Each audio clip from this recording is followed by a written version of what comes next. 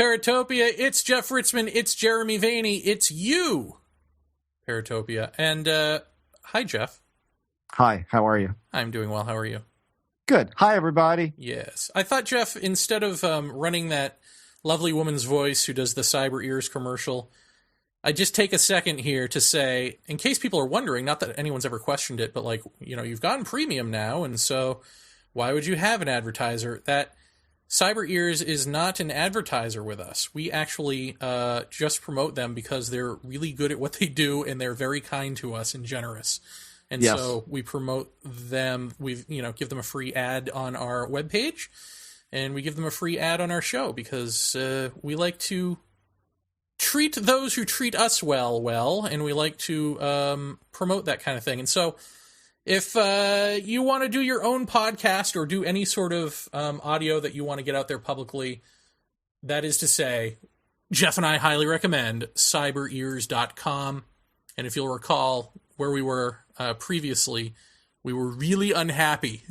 And we were often late getting our show up on a Friday, which you would think that they'd have it settled for Friday because it's a big day. But They always seem to be screwed up on Fridays, you know? And then you'd call and you'd get sent to, like, some voicemail in Pakistan or something. I mean, it was just terrible. But Cyber Ears, like, you always get a human being. Sometimes it's the president of the company. I mean, they're just a very good outfit. And like I said, they've been very generous with us. And they've not asked us to advertise them. We just like doing it. So that's what we do. So if you need a podcast, give an email to Cyber Ears and tell Miles, who will probably be the gentleman that answers your email that Paratopia sent you, and we would really appreciate it. Yeah, I don't know that will do anything for you or for us, but well, it won't do anything for us other than no. Miles, we love you. We love the service, and you're a great company. Onward and upward, gentlemen. Tonight's guest is none other than Whitley Strieber, and much like last week's guest, if you don't know who that is, get the F out. You don't belong here. Shoo, get! I mean, really. That should just be his resume. It shouldn't even be like, I've written Communion and The Wolven and The Hunger. I mean, it should just be like, you don't know who I am? F you. You think that's what he writes when he like tries to get a book published? It's just like, Dear Tarcher Penguin, you don't know who I am? F you. Here's my number. Call me. No, I think Whitley is a consummate gentleman when it comes to that. Oh, never mind that. But he's written Communion and The Wolven and The Hunger. And he there's no quit in this man. I mean, he's got books coming out of every orifice. I don't know what I'm saying anymore. Jeff, help me. The prolific author doesn't play fetch. Yes, Paratopia, you will soon learn what I mean by that statement. Mm-hmm. So this was a really interesting interview. As you will hear, I had a little sort of psychotic break or something, a hallucination of sorts during it, which was interesting, not unlike our Colin Andrews experience, except mainly just me and perhaps Whitley, to the exclusion of Jeff Ritzman. That's right. But once again, I find like I get a lot out of talking to Whitley. Like every time I speak to him, he is just a rich resource of wisdom, you know? And I don't know how much of that comes across ordinarily. I mean, are we just that good, Jeff? No. Damn it. Delusions of grandeur. No, I think that wisdom, I guess wisdom in a certain way, but to me it's that he just finds ways to verbalize the unverbalizable. Right. You know? I mean, he puts stuff into such a... He's like the Carl Sagan of abduction. He makes it so anybody can get it. And for that, I think he is a treasure in this field for that. And he's also able to articulate so well, not only the experience, I mean, that's a given that he can articulate that. I mean, read his books, for Christ's sakes. You can tell he knows how to verbalize this thing and put it into words that are you're able to comprehend and feel. what it's like. But also just in terms of asking him some of the off-the-wall questions that we ask, he knows how to answer them. Much like Jacques knows how to answer them, and in such a way that you actually get not an answer you were expecting, and one that makes you think past where you even were going. So, I mean, you guys will see in the upcoming interview what I'm talking about. I mean, there's a lot more to this guy, I'm sure, than what we've even read in his books. And it's always a great pleasure to talk to him. It really is. Yes, and if you want to know all about his books and all about him, you can check out the brand spanking new unknowncountry.com. He's done a complete overhaul of the website, and I think it's really good, actually. I think it's easy to navigate, which is like step one, because it's a pretty monster website now, and and it's easy to navigate, and I don't see a lot of that out in the web in paranormal world. So check out unknowncountry.com if you haven't, or if you haven't recently. And what else is left to say? Here's Whitley Strieber. Paratopia, without further ado, please welcome back our first, our greatest, Whitley Strieber. Whitley, thank you very much for coming back on the show. Well, you're quite welcome. I'm glad to be back. Now, you had written to me basically about, you were actually the first person, I think, to write to me about the Emma Woods article in UFO Magazine. And you had said that, in your opinion, abduction research, there hasn't been any good abduction research.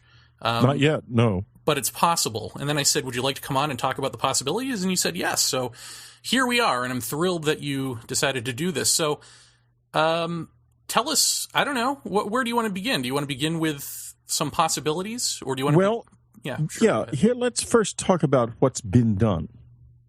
Abduction research has primarily centered on hypnotic recall. The theory being that some sort of mysterious mechanism is being used to block the memories of close encounter witnesses, and hypnosis is a tool that can be used to help them unblock those memories and recover memory. I don't think that's real, frankly. I don't think it's an appropriate way of doing research, and so I would say that essentially no research has been done as of yet. Well, what about for your case, where you had undergone hypnosis? Do you still consider those real memories that were retrieved?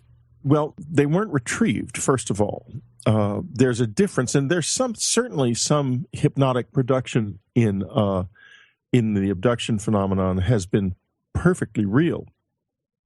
I remembered pretty much everything that I then subsequently talked about under hypnosis, except for a couple of things, and I'll get to those in a minute.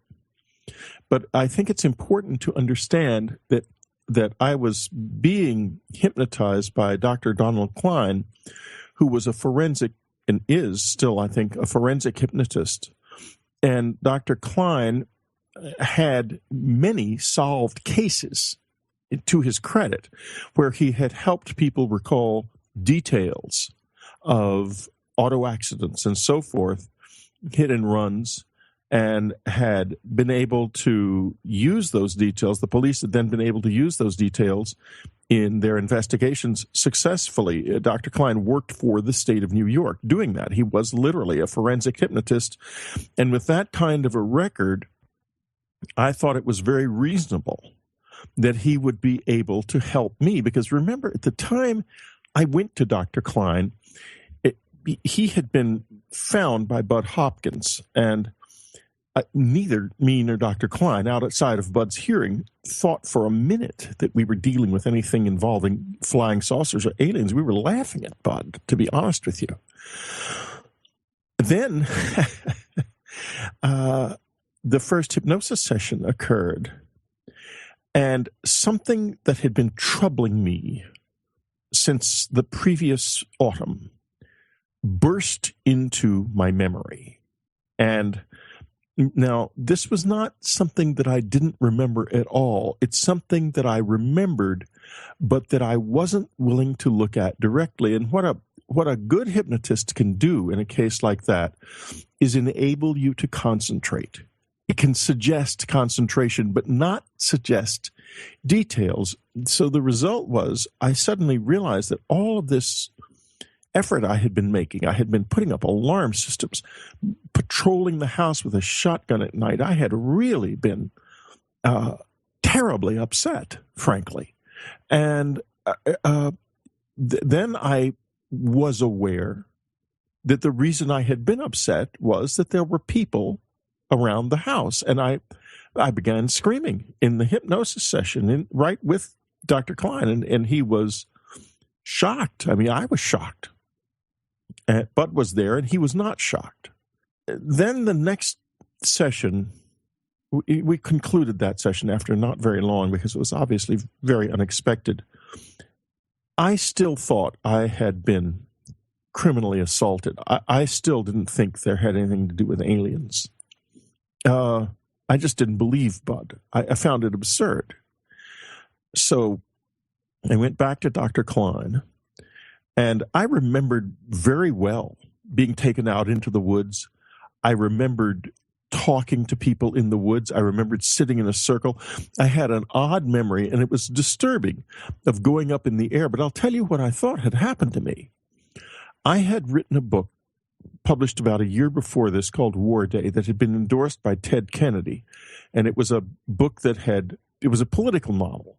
And it had put the kibosh on a plan that the National Security Council and President Reagan had to pass a bill that would have greatly increased the Federal Emergency Management Administration's budget to harden American industrial sites against nuclear war.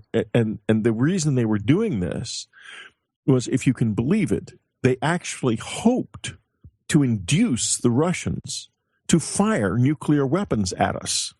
And we would then, because they had information that most of these weapons wouldn't actually reach us because the Russian rockets were in such poor shape. But what I did with my book was, knowing this, I wrote a story about what the kind of damage just even a limited nuclear war could do. And Brent Scowcroft, who was then chairman of the National Security Council, was furious at me. One of Ted Kennedy's assistants called. Ted Kennedy had endorsed the book, called and said to watch out because they played dirty tricks. Then the next Christmas comes, and I get a hell of a dirty trick played on me. Not only that, I remembered someone who was there. This is not in communion, because I didn't know what to make of it at the time. I remembered a man at the experience who was a CIA officer. I had known him in college. He had gone into the CIA. I didn't. I mean, there were CIA recruiters all over campus at the University of Texas in those days. Now, I stayed away from it, but he went in. And so while I was being hypnotized by Dr. Klein, I had talked to my friend about 2 years after his retirement from CIA. I was looking him up, trying to find him. Getting a lot of disconnected numbers. And frankly, I was just about ready to call the police or the FBI, because I knew about MK Ultra in those days. I knew about the use of hallucinogens, and I thought they damn well tried to drive me nuts. Then I discovered he'd been dead for 9 months when I saw him. And that was the first inkling I had that something was really wrong.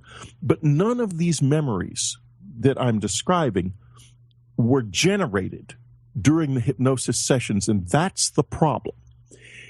Hypnotizing and rehypnotizing people, asking the same questions over and over as has been done, creates an impression in the person's mind that they are supposed to answer in a certain way. And this is why this type of research is not meaningful. Well, what would you say that you actually got out of hypnosis?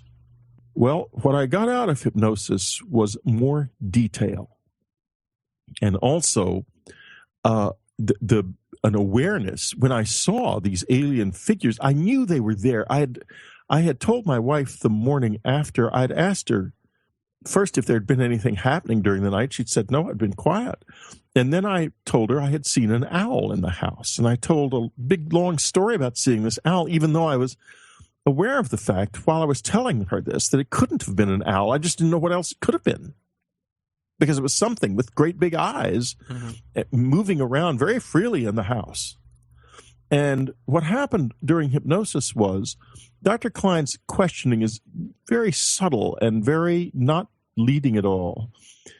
I came to a more clear detail. But then the third session we did, a narrative began to develop. And he brought me up and he said, we're finished here. You're starting to tell me a story. But there really isn't a story. Huh. What you've got so far is all I can honestly say I can get out of you. From now on, you're going to be constructing a narrative, and it just isn't. This isn't what we do. This isn't legitimate forensic hypnosis. But if you listen to hypnosis sessions or read the narratives of most of these non-professional hypnotists who are out there working, that is all they do is narrative construction, story construction. They're getting people to build stories. And I don't think we have any real idea of what's going on, but I do think there are other ways of going about this that aren't as uncertain. And I would be the first to say that my own hypnotic recall is uncertain. After all, I saw a dead man when I was in this state. I saw him, I remembered him before I went under hypnosis, but what was that about? It's very hard to know. You see what I mean? Yeah. Whitley, would you say that that ultimately this whole hypnotic regression thing within abduction research, would you say it's been to the detriment of getting anything really done? Oh, yeah, it certainly has. It's tremendously to the detriment. I think it's been a disaster, but not.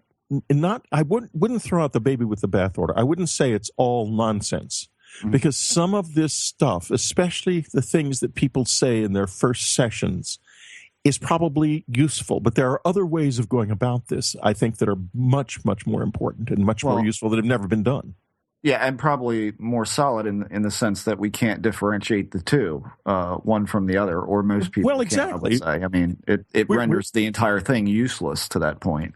We're at sea when it comes to hypnosis. Yes, Yeah. We're absolutely at sea. We don't know, like in my own case, I can identify every point in my hypnosis that I remembered prior. But there are certain things, such as he asks me my age all of a sudden because he noticed a difference in my voice. And this is a man who'd hypnotized many, many people. And my voice blurts out, I'm 12 in this little Texas accent. Right. And I had no idea. But he later said to me, this has happened to you before, because that's exactly the way people who have experienced abuse in their childhoods, repeated abuse will do. They begin to float back and forth between sessions without realizing it. They revert, right. It revert. But go ahead. Well, when it comes to this, I mean, one of the biggest things I've said for probably the past 10 years is that it's not only been detrimental to getting any real work done, but unfortunately at this point, I mean, what's it been, 20 years probably that this kind of thing's been going on with regression being used. And so more than ultimately, 30 years. Yeah, I mean, I mean, don't you agree it's kind of painted a wholly inaccurate picture we have no of idea. this experience? I mean, we have no idea what's really happening. No idea at all. what? Right, yeah. I mean, I have no idea whether or not I was abducted by aliens. I don't know what happened. Still to this day. Well, you do, I don't think anybody does. You do have memory of what looks on the surface like medical procedures, but you, of course, famously say we've got to remain open to the questions, and you go deeper than that. So do you see that there is this sort of surface level story that is either being concocted through hypnosis or even is just being played out through the actual experience that isn't the real story that you have to dig under the surface of? What I would say is this: there's no evidence that we know the real story yet, at all, about any of this. I do know the narrative I remember, and I know the narrative that's been repeated, but how true is any of it? How real is the structure, and what is it of? Now, what were these things? It took me more than 20 years. It was 2005. I guess it was 20 years before I could actually say outright I was raped on that night. I said I had a rectal probe and therefore got into the hideous position of being made a laughingstock for being raped because I didn't say it right. I said it that way, and I found myself lampooned on South Park, and it was hard it's hard to have an experience that traumatic and then see, just become a figure of fun because of it. But in fact, when I went to the doctor, there was a lesion, a rectal lesion, severe enough to where he thought it was, he said, it's an injury. I think he said, you've been raped, in fact. And I was furious because at that point I was sure I had been assaulted by a bunch of nuts set on me by Brent Scowcroft. That's what I thought had happened. Wow. CIA nuts with LSD, a la MK Ultra, which I knew all about at the time. The MK Ultra files had already been released. They'd been a big sensation a few years before that. So, okay, let's get into what we do from here. Where do you see that we should go from here in terms of research? Well, in the past 10 years, some very interesting things have happened. Some of them are in the area of medical analysis, and I'll get into that in a minute. But the other is the area of implants. Roger Lear has now extracted, I think, a total of 16 implants from people. I have one in my ear that hasn't been extracted, but the doctor who attempted has a very vivid memory and has talked on radio and television many times about what happened when he tried. My point being, and 6 of the ones that Roger has attempted to extract have had been emitting a radio signal prior to extraction. So it's pretty hard to dismiss this as some kind of a fantasy when you have these objects. Now you also have 16 people who have had these unexplained objects removed from their bodies. And even more so, 6 of them who were documented as having objects that were emitting radio signals prior to removal. And I get letters quite frequently, at least 2 or 3 times, 4 times a month, from people who say they have these objects in their bodies. And some of those letters are going to be from people who do. And Roger Lear's got an enormous backlog of such letters that he can't even begin to get to. These objects aren't uncommon. That's a physical anchor as far as I'm concerned. If you go to the people who have these objects in their bodies, you know you're going to people who have had something very unusual happen to them. Well, I got to say, I think there are 2 problems I see with that. One is, I think it's called an iron channelopathy, which produces usually below the waist, like a ball of iron that looks meteoric in a way because it's all the iron in your body, right, coming together, and so it comes up as an unknown iron. So I think you could look at that and say, well, is that what this is? An undiagnosed, channelopathy, essentially?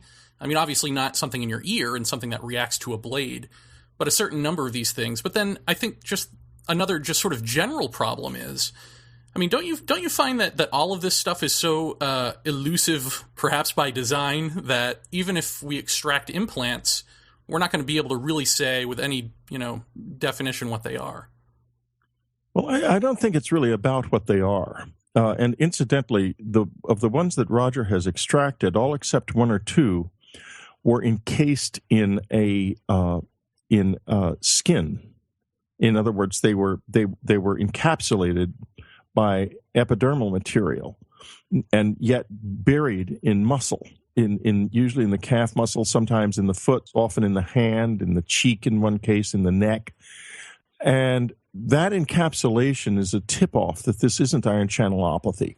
It is the reason being that we don't have the genetic material to grow skin in deep muscle tissue. We're not genetically designed to do that. It can't be done naturally.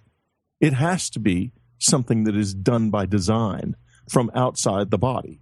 And not only that, quite a few of these people have been discovered with little scoop mark scars elsewhere on their body where something has been taken from under the absolute surface layer of the skin, presumably the material that was used to encapsulate the object and keep it from being rejected by the body. Mm-hmm. So that's suggestive, but the other question of what do we do with these people is an interesting question, and I think there's an answer to it, actually. Okay. Well, there have been, and this is still pretty much in its infancy, so it's not ready yet, but we're getting there. There have been studies that have shown that narrative that is produced by a fantasy that the subject believes to be true, in other words, something that would pass a lie detector test, but in fact does not emerge out of physical events, is manufactured, is generated. Those memories are handled differently by the brain than memories of real, actual physical events. And the difference can be seen in an fMRI scan or a PET scan. Mm-hmm. And I think that careful analysis of these narratives under that type of circumstance is going to enable us to begin to separate the parts of the narrative that involve actual physical experience from the parts of the narrative that are imagined without the conscious awareness of the subject. Mm-hmm. So we would be able to determine, presumably, whether or not these people were having any physical experiences and what they were. To the people themselves, is there anything that we can do outside of hypnosis for them? I mean, people are always going to want to know what happened during their missing time and that sort of thing. What would you recommend about that? To be honest, I'm not so sure that's possible. I've never known anyone who was properly treated who recovered any missing time memory at all. We don't even know what that is. I knew a woman in Australia who had a daylight close encounter of the third kind, where she'd been vacuuming her house and was in her living room and suddenly looked up and there were these creatures standing there right in the room. And they eventually mentally overpowered her, and I won't go into all the details, but suffice to say, she ended up with missing time, about an hour and a half of it. She was never able to come to any resolution about what had happened to her. I know another recent case that took place in Sulawesi in Indonesia, where a man was in an area of Sulawesi where there are a lot of disappearances, and to the extent that there are some villages there that are under really a lot of pressure, but they're so far out in the boondocks they don't even have roads leading in. In any case, this man was from a city, and he was hiking with six other people, I believe, or 5 other people perhaps, I forget which, and they all disappeared. And his sister hired a team to search for them, because in Indonesia if somebody that happens to somebody, you have to hire a rescue. The state doesn't provide it. And they searched for him and for his companions for 3 months, and they finally found him wandering in the forest in an emaciated condition. And he said that they had been followed by these strange little figures. And gradually, as they walked in the forest, everything had changed. They began to see animals that they didn't recognize as being part of Indonesian fauna. And he was really very confused about what had happened to him, but he was eventually returned. The others have never been found. And a case like that is probably worth more research, because this is a person who has endured something that involves a great tragedy, a tragic experience that is there. In other words, there's no question about it. The other people still are missing. So there's something there. And a man like that, I think, could be interviewed under the right circumstances, and perhaps you could come up with some useful production. But I think that if you hypnotized him, you'd be in trouble immediately. I don't think I don't know quite how to say this, but I think that if he was interviewed carefully while while in a PET scanner, or as I said, an fMRI scanner, and each interview was then analyzed to see whether or not and what exactly he was describing that was physically real, you could gradually probably build up a narrative of what he does remember that physically happened to him. Well, I can hear what someone like Dr. Lilienfeld would say about memory, which is that ultimately memory is fallible, and that essentially we can't trust a lot of memory, not just hypnotically retrieved, but memory in general. I agree with that. I don't think we can either. Yeah. But what we can do is we can differentiate between memory that is being generated by physical events and memory that isn't, and that's a big step forward. Well, I think the one thing, and I've suggested this before, and I'm curious to what your opinion on this would be. I've probably interviewed, I don't know, somewhere in the neighborhood of 50 people who've had missing time in different areas of my state, just in Maryland alone. And I'll give you two examples. One was an older lady. She was in her 50s, and her and her husband, it was the typical story. They were driving along a road. They saw a bright light. They thought nothing of it. The car stalled out, and they ended up losing somewhere in the neighborhood of an hour and a half. I had another one where it was a man who was probably, I think I was 24, 25. So that would have made him around his early 40s. Actually contacted me about a missing time event where he had been at a local schoolyard near some, I don't know, like a playground type atmosphere with a sand pit and that sort of thing. And he actually had a mark across his forehead, across his brow. It seemed to be this ridiculously straight line. He had almost 2.5 hours of missing time.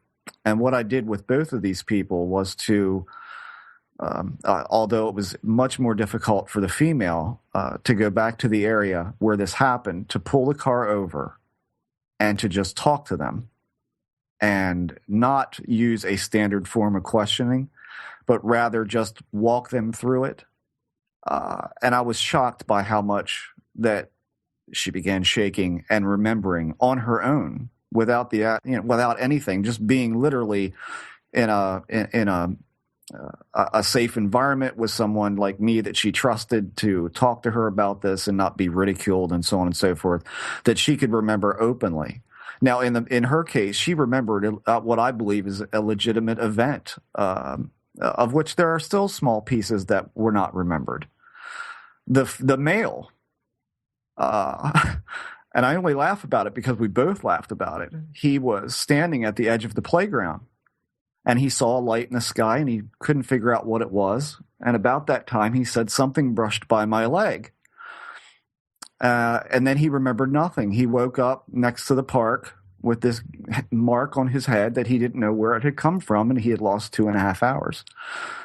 And what ended up happening was he remembered that he caught his foot on a tree branch and snagged his shoe. And when he bent over in the dark to tie his shoe, he whacked his head on one of the jungle gym bars and knocked himself out. And he remembered this. So I think half the time, if we would just talk to people, take them back to that area, take them back to that space, and get into a dialogue with them that didn't necessarily lead into question or just say, what do you remember? We're here. You're safe. You're with me now. What do you remember? Walk me through it. And it's amazing, I found, what people will actually remember on their own. That's very, do you very agree with that, or Well, I don't. I can certainly respond to you. I think it's a very good idea. I've never done it. I guess I've done it myself accidentally by returning to the woods where I've had my first close encounter many times, and meditating there, and in fact, encountering the visitors there sometimes with other people. Right. But so yeah, I've done it, but I never thought of using it as a research technique. I think it's a wonderful idea, and it's well worth exploring further, especially because once you had that narrative, then you could repeat the questioning. Once we have got the money and we're sure that we are in the right hands, and we have reliable methodologies, which are not quite there yet, repeat the questioning in a situation where we can tell the difference between fantastic confabulation or unintentional confabulation and real memories. Sure. Right. Yeah, round robin questioning, much like the police would do. It's pretty helpful, not only for sightings, but also probably for this as well. Well, I think, though, that it's important that the atmosphere be one of safety. I wouldn't say I've never been interviewed by the police, thank God, but I wouldn't think that would be a particularly comfortable atmosphere. Right. Well, when you were up at the cabin, I mean, we used to email back and forth, and you probably have no memory of this at all, but when you were on AOL, we used to email back and forth quite a bit, and I remember you talking about the cabin quite a lot, and when you were at the cabin in a relaxed state, if that was possible after you recalled what you did about being there, were you ever just walking about the house, making a cup of coffee, and bing, there it is? You remember something completely out of the blue that you weren't even going for? It just all of a sudden was there? Once in a while, that happened. Not at the cabin. It may have happened at the cabin. I can't say it didn't. But it happened in other circumstances, certainly. Most of it had to do with my childhood. And it began to happen when I moved back down to Texas from New York with the purpose of, in part, because we were compelled to leave, and in part because of the fact that I wanted to excuse me. Hello? What happened? I'm here. Oh. I'm sorry to interrupt you. I have to sneeze. We're having a dust storm here. Uh-oh. So I hope I hope you're recording this, aren't you? Yes. Good. No, I turned off. I didn't hear the sneeze, though. So. No, you didn't hear the sneeze because I turned off the mute on my mic. Turned on the mute on my mic. In any case, when I went back to San Antonio, I began to have flashes of memory that were quite vivid and unexpected, but also very disjointed and confused because they came out of childhood. And, the memories that are preserved from a time when a person has very little contextual information anyway, that are about extremely strange experiences, are going to be quite confusing and confused, quite distorted. Right. So they were hard to pin down. But yes, I do know what you mean in that sense, because proximity to those places did bring memories back. And it was interesting, though. It felt like these were things I always remembered. I just sort of engaged with the memories. It wasn't like it didn't feel like they were recovered. It felt more like I was simply bringing them forward again. Yeah. I've not too awfully long ago related to Jeremy that when I was in Gulf Breeze, Florida, that I had sand in the bed where it shouldn't have been, had not been on the beach, had not been anywhere. And this is, in fact, this is when I recorded the object during the conference, which you were in the cafe when I recorded it. Right, I remember that. You and Jim Mars. I mean, right. We were sitting there, but I knew the visitors were there. I could feel them. I was telling Jim all about it when you walked in. And I was like, okay, so, what's with the sunburn on half my face and what's with the sand in places that it shouldn't be? And for no apparent reason, after we recorded a program one night, and I don't even remember who the guest was, Jeremy, but I have this memory that is only the briefest of flashes of standing on the beach, and there's something just over the water, just over the breaking water line, and it's in the air and it's revolving, and that's all I got. But it feels horrifying and it feels viscerally real. And I have no way to qualify it. I have no memory past that. But it very much felt the same way as that. Yeah, you knew that. Yeah. You knew that. Exactly. Of course, you knew that. It's not something you're rediscovering, but just something you're looking at again. Yeah. It would be very interesting, wouldn't it, to be able to narrate that in a situation where you could know how your brain was actually constructing the narration. Yeah, where it was coming, absolutely. Where it was coming from. Yeah. Well, Whitley, you said that you have a new book that you're working on that involves some of this stuff. You have a lot of books, don't you? Because I saw you have a sequel to Communion. You have a fiction book called Hybrids, right, coming out? Hybrids is coming out in It's April. Like a Strieber renaissance going on. The Key is coming out. Well, the older you get, the more you've got a lot to say, the faster you start working. The Key is coming out from Tarcher Penguin in April. They're publishing it finally. A publisher is actually publishing it instead of just being on my website. And I'm working on a new book, a sequel to Communion. Communion had 2 follow-on books, Transformation and Breakthrough, as the experience continued. But now I'm able to look back over a whole lifetime and to try to provide some kind of a coherent memoir, to as it were, a punctuation mark in my life, perhaps a semicolon, but probably a period. I'm 65. So I'm working on that as well. Yes. And you've also relaunched unknowncountry.com, which looks we've fabulous. Relaunched it. Yeah. Oh, thank you. We've relaunched it as a new website, and it's getting, if you can believe it, 10,000 visitors a day. Awesome. Yeah, which is good because the website provides a lot of information, and it is credible. It isn't, we have a section called Out There on the website where they put up stories of UFO things and so forth from all over the world, and now they're graded from A to D, so you can read the story and you can see what our people think about it. And when some of them are very knowledgeable in terms of their understanding of videography and so forth, and so it's an interesting site, and I hope it's a site that helps more than it harms. Yeah, well, I think it does. I don't think you have to worry there. Well, good.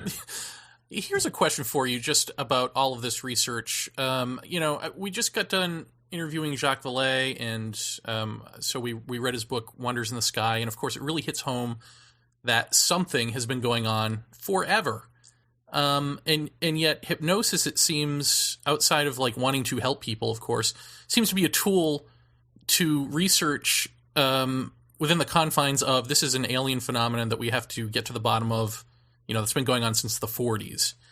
It's a phenomenon. Yeah, go ahead. I was just going to say, do you think that's true? Do you think that even just the use of hypnosis to retrieve, allegedly, to try to retrieve missing time or memories, to construct what are these people doing to us since the 40s? Do you think that whole thing is so wrong that even on that level it needs to be revised? Did that make sense? I think we need to bring this into question more clearly than it is now in question. And I think Jacques' new book certainly is illustrative of that. Because as he pointed out in Passports to Magonia, and now also in this book, Passport to Magonia was a seminal reading experience for me. It was the first time I realized that I was dealing with something that has to do with the human condition, not necessarily the arrival of alien scientists from another planet in flying saucers, but something that is much more intricately embedded in our experience. And however, I will say this, that it seems possible, I wouldn't say this is certain, that it is much more extensive now than it was in the past. Or, if not more extensive, then more noticed. That something is changing. Whether it's us or the experience, I don't know. But certainly it was not true, for example, in the 15th century, that thousands of people were reporting experiences like this. There was a scattering or smattering of reports that were reinterpreted in the context of local folklore and belief.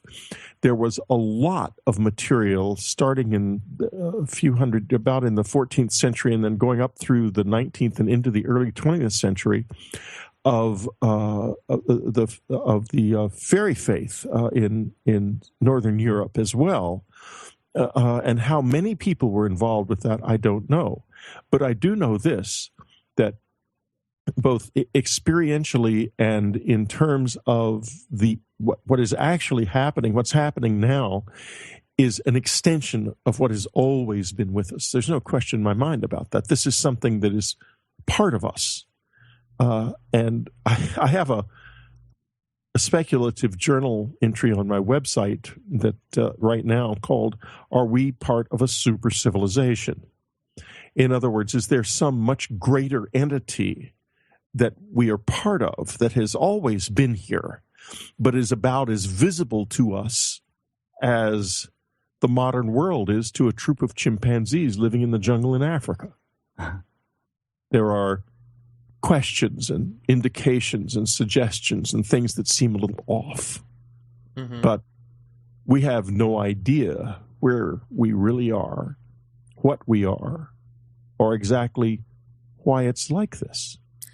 Well, yeah, and of course one of the most brilliant things you've ever said is that this may be what the face of evolution looks like when applied to a conscious mind, and I wonder, do you think that it is always going to be that way? Do you think it's a perpetual dangling carrot to try to figure out what the origin of this is and all of that? Or do you think that we are going to eventually know that?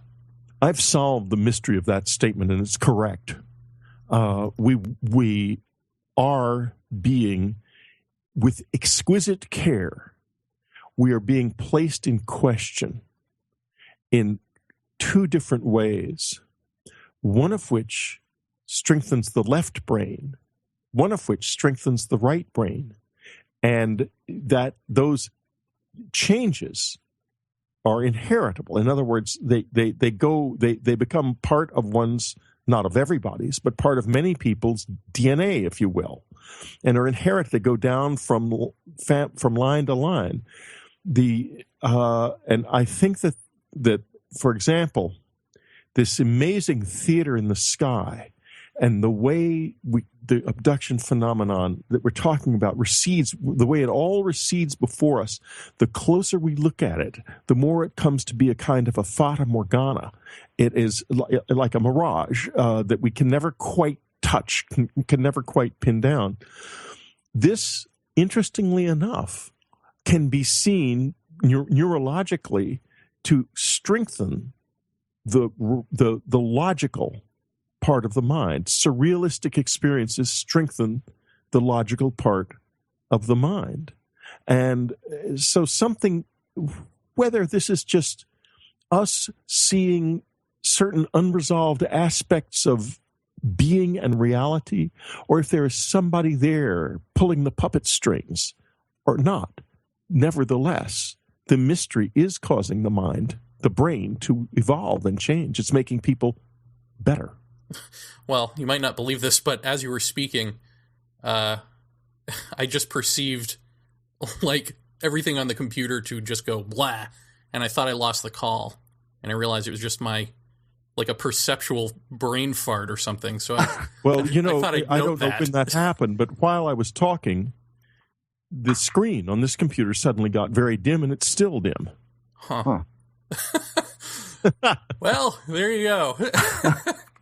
Maybe confirmation only comes in those sort of subjective ways. Oh, don't worry. We've been known to shut down quite a few computers. So that's true. We shut down Colin Andrews' computers. Back in the old days, I used to blow them all the time. I had a guy who came in almost every week with a new motherboard. So I guess maybe I'll just ask you one final question, and then if Jeff has anything. And I hope this doesn't sound macabre, but what do you think your legacy in this is going to be? What would you like it to be? What I would like my legacy to be would be two things. One, an awareness that there is really a mystery.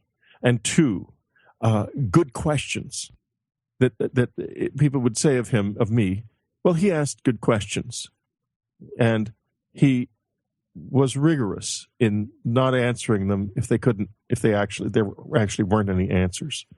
But right now, this is all rejected knowledge. You ask any scientist you meet on the street corner, and they're going to tell you it's nonsense. Flying saucers, UFO people, forget it. Go to any reporter, not all, but I mean 90% of them, they'll say the same thing. And the average person, as is evidenced by what just happened in Denver recently, when the initiative to create a UFO committee in the city of Denver, I've forgotten exactly what it was called, was overwhelmingly defeated, 120,000 to 20,000. And not just defeated, but just crushed. That's where we are now. Most people don't believe anything is real here. If I could leave a legacy of genuine question, I would be very satisfied with my life. Well, as far as useless knowledge goes, let me ask you this. In terms of where we go from here and how we go, there is, of course, going to be huge resistance to the notion that the regression hypnotherapy field has not yielded the best data in the world, and I'm being kind, okay? The people, unfortunately, who have undergone that, as Dr. Lilienfeld has told us, as others have told us in that field, those memories that were generated and or created by cultural contamination, leading questions, and the battery of other problems, unfortunately, have given these people memories that are every bit as real to them as a real memory. And so how do we counteract the venom that is no doubt going to fly and has been flying around this to genuinely try to educate people in the right way, or in the notion of saying we can't hang our hat on this anymore. It's time to grow up. It's time to put foolish things away, as they say. Well, I think one of the things that's important to do is to look at the scale of this always, at the size of the experience and the complexity of it, the richness of it. It is an experience that involves, after all, UFO sightings, close encounters of the third kind, things like animal mutilations and crop formations. There are all kinds of anomalies that have some kind of connection that we don't fully understand. Mm-hmm. And looking at it in terms of this scale is very important, because then you gain a perspective on it that says, hey, wait a minute. No matter how poorly or how well various aspects of this large question have been addressed at different times by different people, the question still is real. Mm-hmm. There's too much of it not to be real. There is a question here. Mm-hmm. I think that's where we need to be. I don't think that we've ever had certainly the resources. And in fact, not until just very recently, we began to acquire the skills to do any actual useful research when it comes to the close encounter witnesses. We're a little better off with the UFOs because there is a substantial amount of professional observation, yes, as Leslie Kean pointed out in her recent book, but that's not all. There's much more. of really, really high quality observation, just acknowledging the reality of that observation, that someone like Paul Hill, who was NASA's chief engineer for a long time, he wrote Unconventional Flying Objects, which is about his own UFO encounters, and wasn't able to publish it during his lifetime. Right. Now it's out, and it should be, the reality should be acknowledged, and it can be. But it's important to look at, to take the perspective of scale and to say, of course, any mystery, anything unexplained, bleeds off into folklore unless it is addressed with discipline, and that has not happened yet. Yeah, I agree with you there. That's it for me, Jer. Well, you told us you'd give us a half hour, and you gave us almost an hour, so I don't want to be too greedy. How did I do that? I thank you very much. It's interesting, and thank you. Thank you yet again for not just doing the show, but for really putting it on the line with your own life and your own reputation all these years. I really will always appreciate that. Absolutely. Well, thank you. I wouldn't say it had been easy, because it hasn't. Hi, I'm Dennis McKenna, and you're listening to Jeff and Jeremy on Paratopia.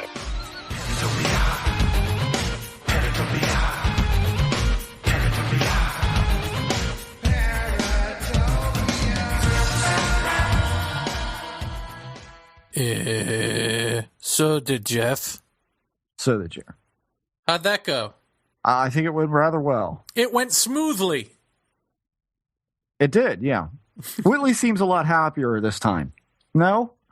Yes. It also a little felt more very centered, conversational, did it not? It felt good. I felt like Yeah. listening back to it, I, as always with Whitley, learned something. Mm-hmm. I learned that a dog can't look into your eyes for very long because it becomes uncomfortable, because you knew things it doesn't. That's right. That's a brilliant guy there. Now anybody can say what they want to about some of his associations and some of the things that he said online, and whenever I stop by Above Top Secret and I see the name Strieber brought up, I think I see a great number of kind of unfair comments about him. But in his defense, he, like I've said before, I think that he is just a very trusting guy. And how is anyone on Above Top Secret skeptical of anything anyone says? What? We can't trust this Strieber guy. We've got to get back to these moon anomalies. I mean, come on. Right. Well, I mean, I see an inordinate amount of... These are people who adored John Lear for years, right? That's correct. Yeah. It's a very strange place over there. But it's one of those things you really need to interact with him and to talk with him to really get a sense of what kind of guy he is. And I think he's a very deep thinking guy. I think he's an incredibly intelligent man. And to make the analogies that he does is, I'm teasing about the dog thing. I mean, that is a brilliant way to look at that. And I was really moved by that whole passage there. I found that really interesting. And I actually tried it with Indiana, my dog. Did she look at you? No, she won't look at me in the face. Well, but can you blame her?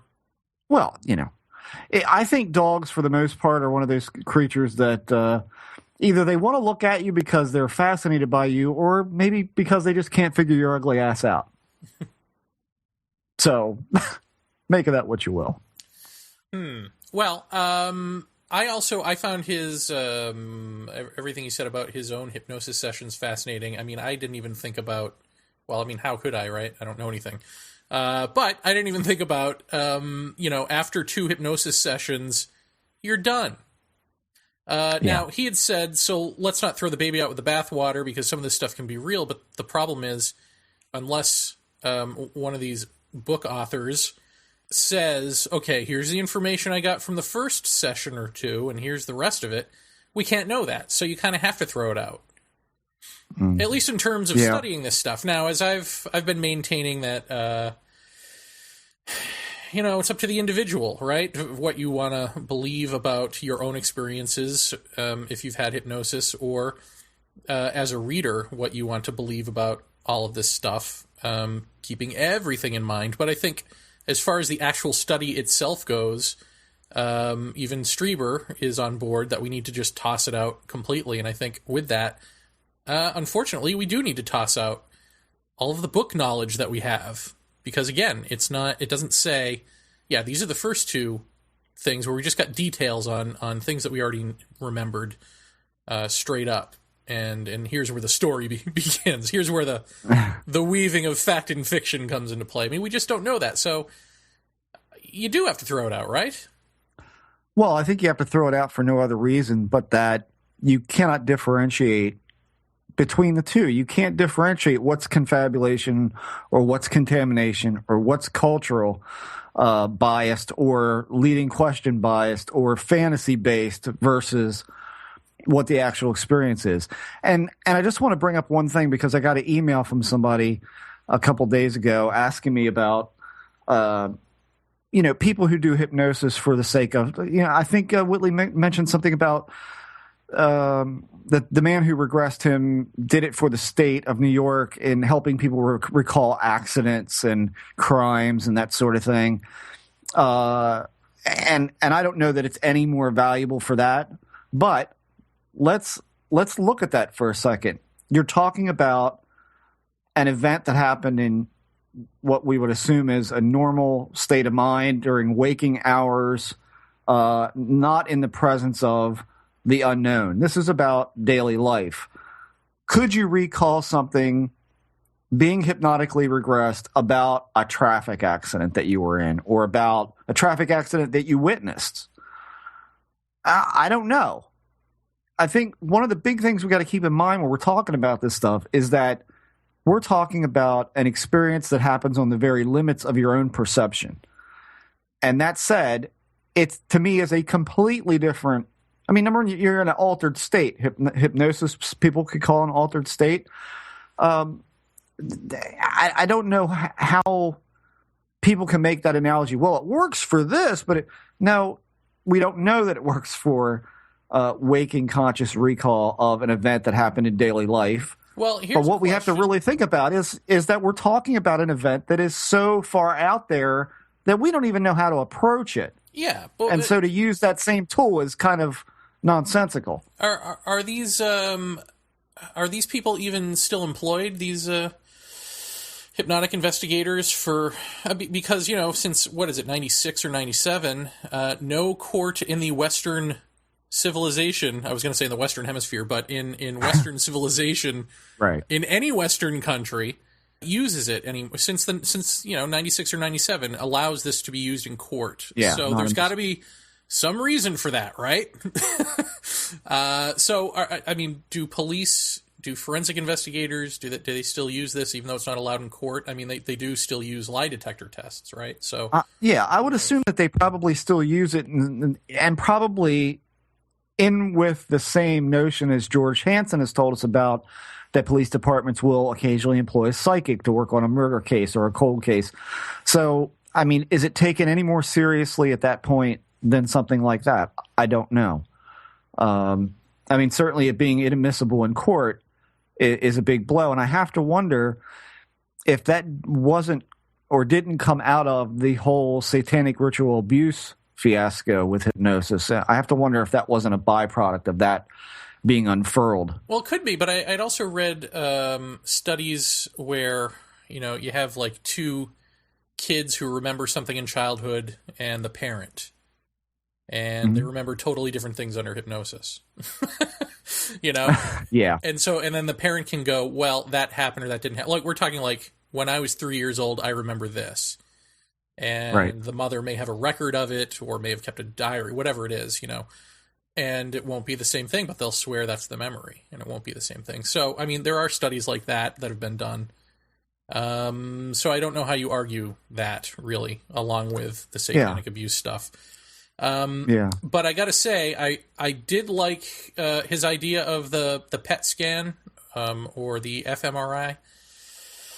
I mean, I Yeah, that's a thought. Yeah. I had heard of that before. I just I'd forgotten about it. It's something fairly new, If you can parse out what's an actual memory that physically happened to you, then great. Why not? Why not hook us all up and see what's what? Yeah, see, I don't know anything about that, so I can't really comment on what I think about it. So I mean, if it lends some kind of, I would seriously have to talk to like people of the caliber of Lilienfeld about that and say, is this really, what this is about? Is this really? Because if not, why are they not using that as a lie detector test? Or well, he did say they were just on the sort of cutting edge of this thing, so I don't think right. Probably don't have all the bugs worked out just yet. Oh, well, I mean, knowing how technology goes, it'll probably not be that long before they have got something like that can measure impulses in the brain and firings of the brain to tell you if someone's being truthful, if something is confabulated, or even if they're mentally ill. That's probably on the horizon for everything. I'm still of the opinion, as Lilienfeld said, that memory in itself is ultimately fallible. And like you mentioned about the mother and child thing, where one remembers something completely different from the other. I think memory is completely fallible. And I think that everybody knows what I mean when I say when you have a memory that you actually remember, there's a feeling to that. And there's a feeling you get in the pit of yourself that you just know that's what you remember, and that's it. Where some things are hazy, like there are parts in high school that when I went to a reunion, people brought up, and I was like, I sort of remember that, but I don't quite. And then maybe a week later, something sparked my memory on that, and I went, you know what? That's right, because then I did this, this, and this afterward. So I made some kind of connection in there in the course of the chronology of my life that made me remember a certain instance. And then I really recalled it clearly. I think, again, if you out there listening and, if you've had an experience where you feel something odd happen to you, go back to that spot and about the same time that your event happened and just walk it and just kind of contemplate what you do remember and see if anything clicks in for you and see if anything happens for you. And, I did want to say that someone was talking to me on the phone the other day about how can you tell someone, how would you qualify someone as an experiencer, or how would you qualify someone who's just deluding themselves for whatever purpose that they might have, for desiring to have this kind of thing going on in their life? And I said, well, a la George Hansen, I've started asking different questions. What was going on in your life? Was there change? Was there upheaval? Those sort of things. When these events happened, were you living a regular lifestyle? Were you just all over the place as far as sleep pattern, as far as eating and all of that?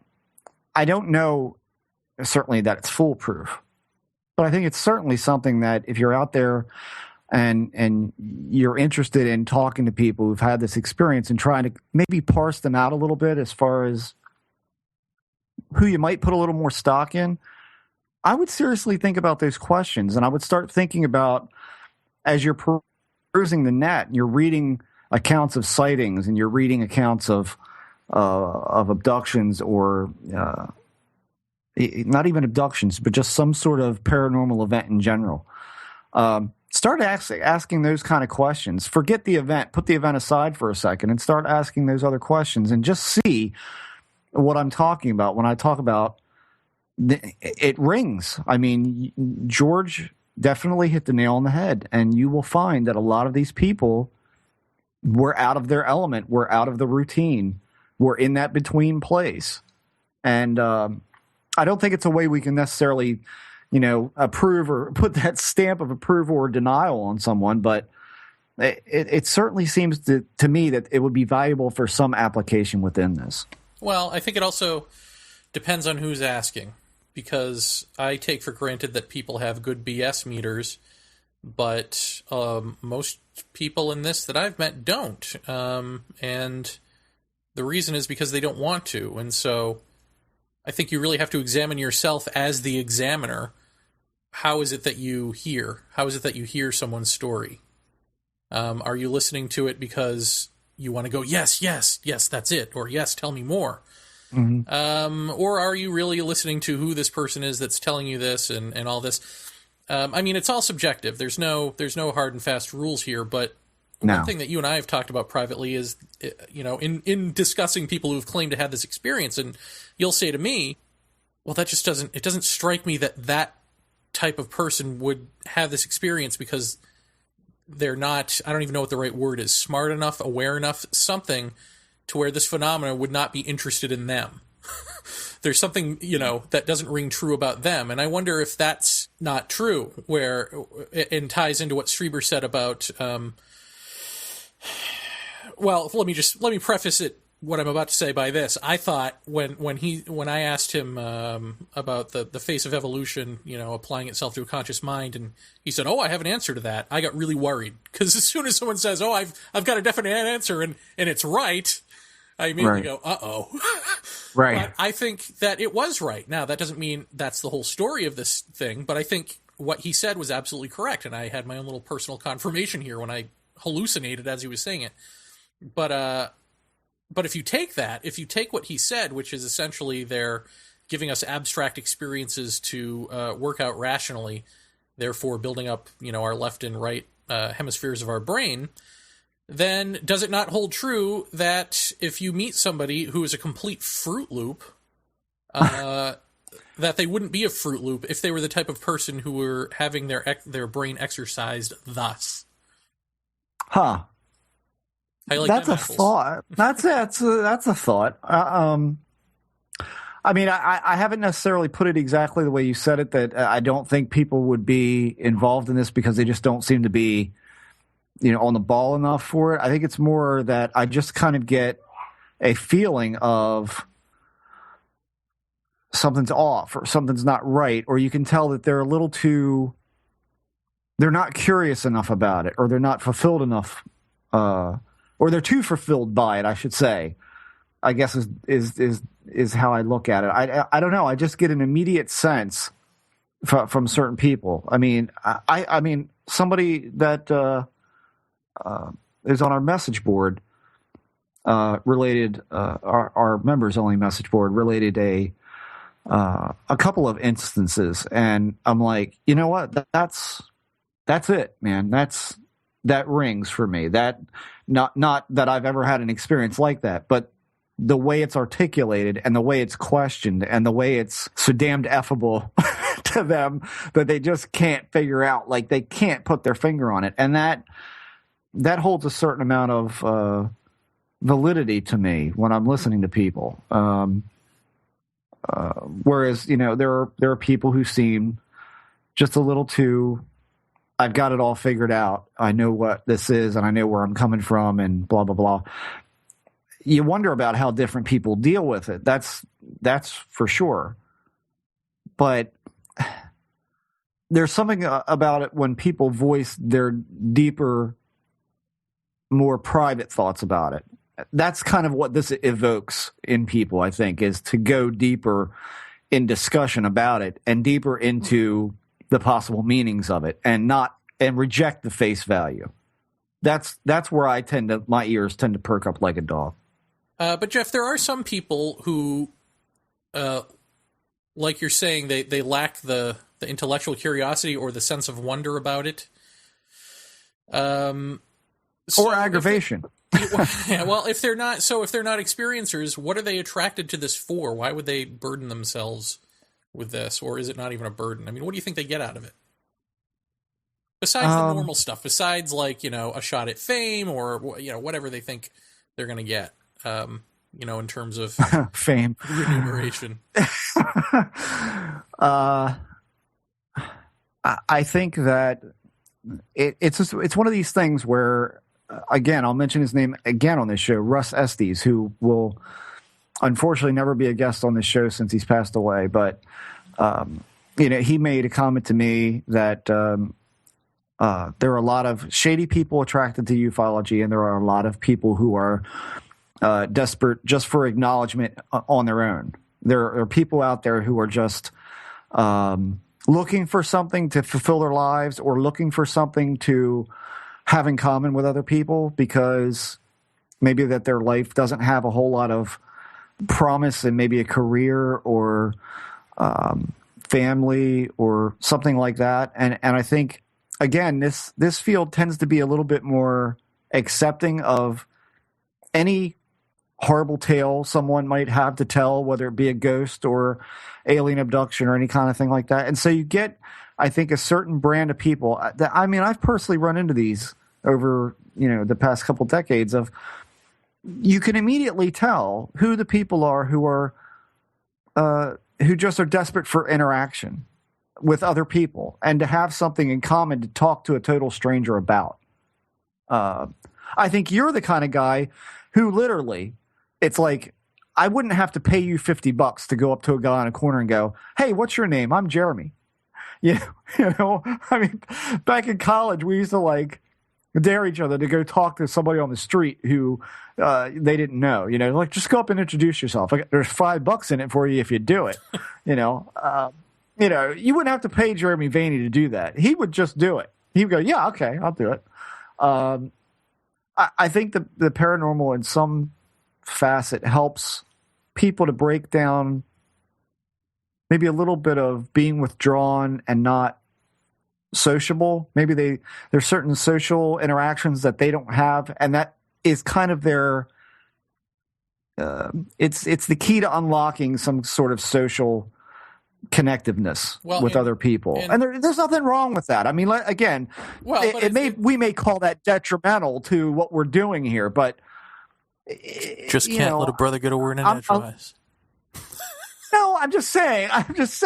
Don't take it in like I'm saying that this is not wrong. It is, but I think it's unfortunate that it pollutes the pool. Yes, but on the other hand, if it makes people connect with other people, that's okay by me in that way. And I know that's kind of it's a double-edged sword, but it depends on how you're communicating. I mean, some people.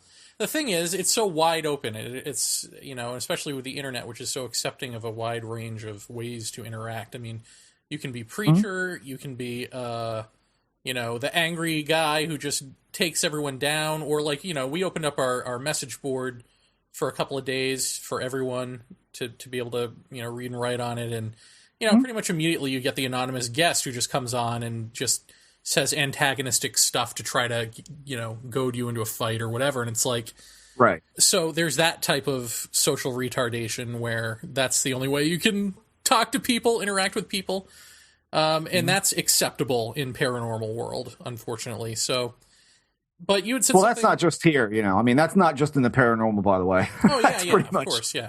Yeah. That's everything. But you had said something, well, it's in everything amateurish. I will say. Yeah. It's in everything amateurish, and this is by far amateur. But you had said something privately, which is that it's about, a lot of people want to be heard. They want to be listened to.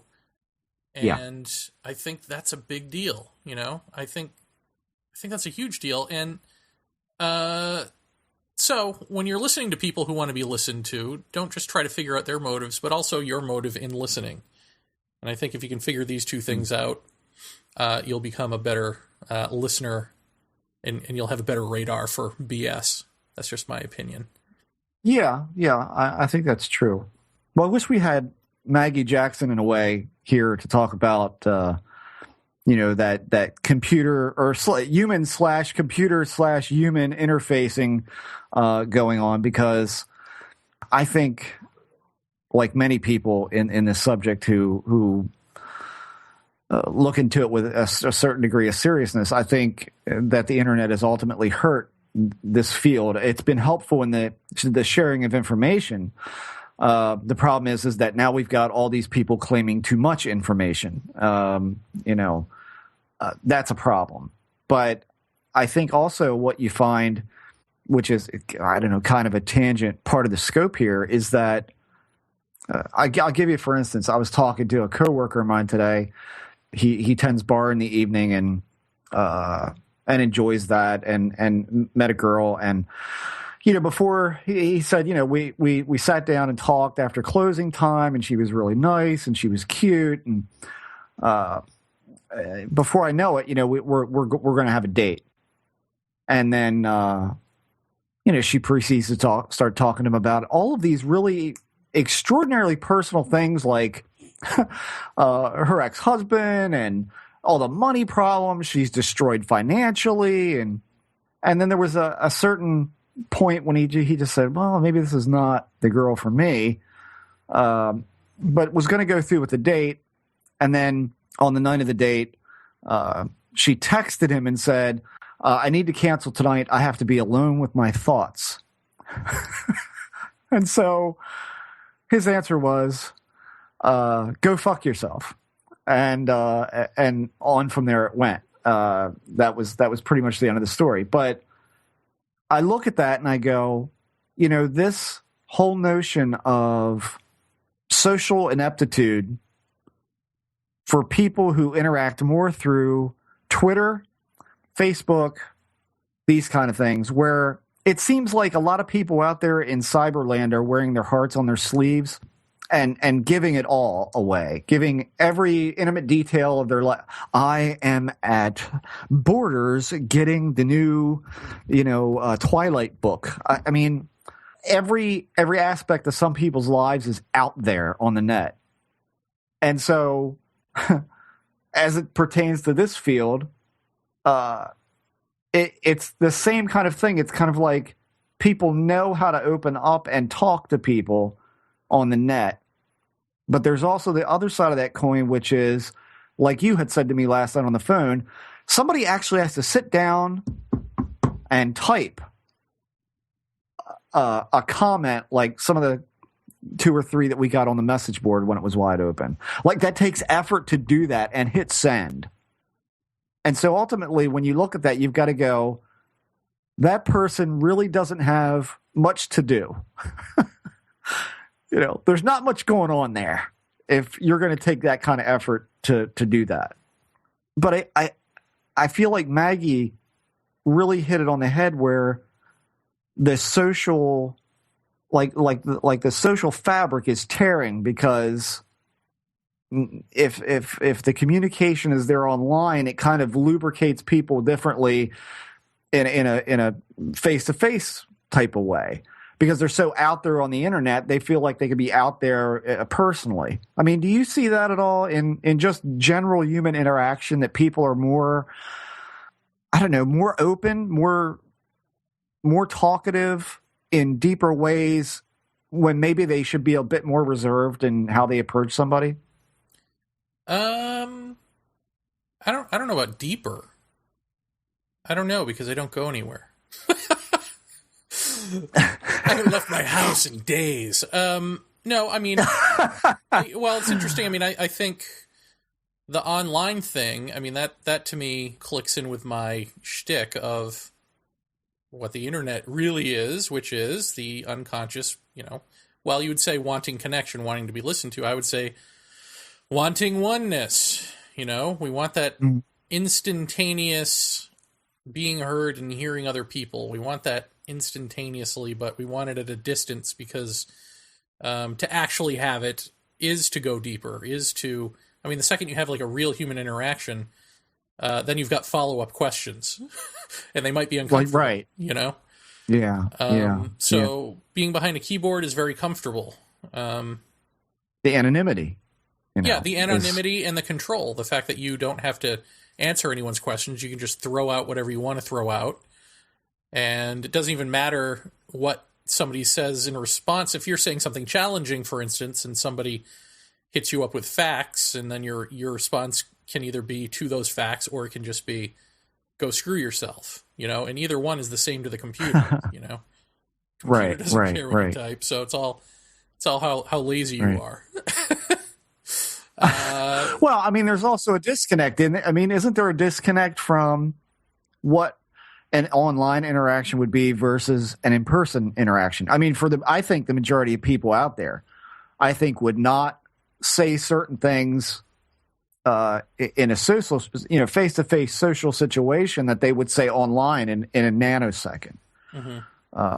I mean, I think that's a very real thing. And so as all that applies to the paranormal, I think, again, you will get a lot of people at, say, a UFO con or something like that wouldn't necessarily start talking about, although they certainly could at a UFO convention, and certainly the place to do it is to talk about experiences, sightings, evidence, whatever.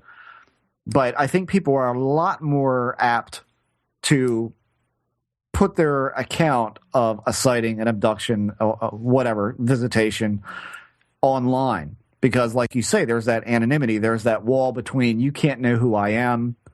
There's that distance. But it also lacks, like you said, the ability to further question that. If they decide to drop out at any point, that's it. The conversation's over. I think that could be a bad problem. Just for the simple sake that you get bit parts of a story and you don't really know the background of that person. You don't know. Well, you can't even get a feel for them. You can't get a feel for, unless it goes on so long that you pick up on their BSing you or themselves or whatever, unless it's completely obvious. It's kind of hard to read. You can't read body language, for instance, which is, 80-something% of how we actually perceive each other? Right. So you're taking away all of that. Yeah. Yeah, it's a weird thing online. It leaves a lot to. I mean, it's great in a lot of ways because you can access so much information. You can connect with people across the ocean, around the world. But it leaves a hell of a lot to be desired. Even with Skype, we're talking. I'm looking right at you right now, and we're talking. You're in New York. I'm in Maryland, and it's still, even if you would hang up with me and call someone in China, which we've had happen, as you'll remember, Hung Kim called us during a show one day. I mean, do you think Hung Kim would walk up to me on the street and say, hello, can you teach me English? No. But he'll do it on Skype. I mean, there's something a little, I think it's easier for people to put it out there, online. And the question for me is, what does that online mean? What does that mean? What does it really tell you? Doesn't it tell you that the first thing that you do online is objectify the person because you're dealing with an object first? The person is secondary to the object. So if you were out on the street, you would have all of these social etiquettes going on in your head and embarrassment and all of that, and you don't want to intrude on someone else, and all of that. Well, that just goes away because first you're dealing with a computer, and then you realize, oh yeah, there's a person there. Right. I mean, in a way, it makes you a psycho for like a split second. The computer. Yeah. Yeah. But I don't know. I think a lot about how the online interaction in tandem with people talking about this subject and just how that works. I mean, I'll give you guys a great example, and this is kind of a twofold portion of story here. I would say back in the late 80s, early 90s, I was working at a production house, and the man that I worked with there who owned the place had built a flying saucer that he used as a stage prop, and it was rented several times. And this is a prop and production house, event management, booking, entertainment, that sort of thing. And this thing had been all over the country, had been shipped all over the country, and it was falling apart. And I don't remember whatever happened to it, but that business is gone. So chances are, if it was in such disrepair, it probably got either trashed or pieced out in use for just the Lexan that it was made from. And maybe, I don't know, 15, 12 years ago, I was at a MUFON meeting, and Graham Bethune, if that rings a bell for anybody out there, Graham Bethune was a pilot who flew in the military, and he had a sighting of an object. And I always thought a lot of Graham's story I believe he's passed away not horribly long ago. I always thought a lot of his story until I went to a MUFON meeting and he was there. And he told us about his sighting, and I was really interested in talking to him about it after it was all over. But then he started into his slide presentation. And Graham had been eating too much ice cream out of George Adamski's bowl, if I can put it that way. He went into Venusian contactees, and he had spoken and been with or around Venusians. Yeah, I mean, it just it went completely south for me, and I was like, yeah, I don't. Well, towards the end, he went into a slide of the flying saucer from the production company in Baltimore, lit up like a goddamn disco, and said that this was Venusian, this was shot somewhere down south, and he had gotten these photographs, and if you were interested in a copy, he'd sell you a set for $10. And so I went up to him after it was all over, and I said, hi, Mr. Bethune, my name's Jeff Ritzman, and I just wanted to talk to you a little bit about that set of photographs here you have on the table. Oh, yeah, what would you like to know? I said, can you tell me who shot these pictures? And he says, no, I can't because the guy wants to remain anonymous. I said, well, that's probably because it's a prop. I said, in fact, I could drive you to a warehouse where it's probably sitting in pieces right now. And he said, what? And I said, yeah, that thing hanging on the underside of there, it's called a jet eye.